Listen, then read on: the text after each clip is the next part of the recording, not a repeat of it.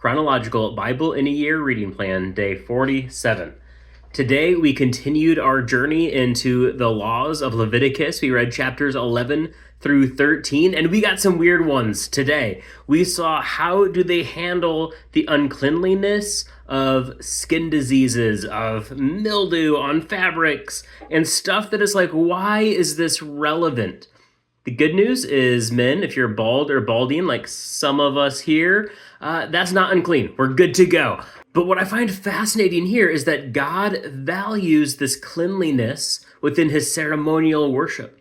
And while it's easy for us to look at some of these laws and see how weird or how backwards some of them may have seemed, and so the priests have to somehow be like dermatologists, able to discern what is or isn't healthy or unhealthy. What's going on here, right?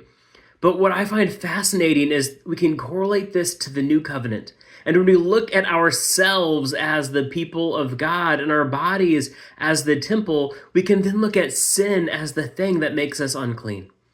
Part of the default human nature. We are sinners, and just as they had various diseases that ran rampant, various ailments of the skin, and things that set them aside and apart from worship as they quarantined for 1 to 2 weeks here, original social isolation, right? But we can see we too have to kind of examine ourselves.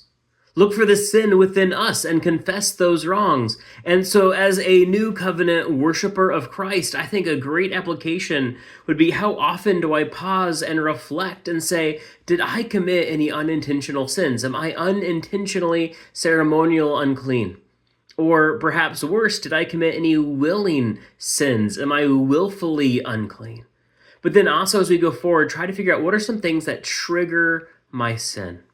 What are some things that I can try to avoid so I don't fall into the same trap later? Part of the reason they had that isolation outside of the camp was to keep any potential diseases from spreading. So if we look at our sin as a disease, how can I isolate myself from the cause of that sin?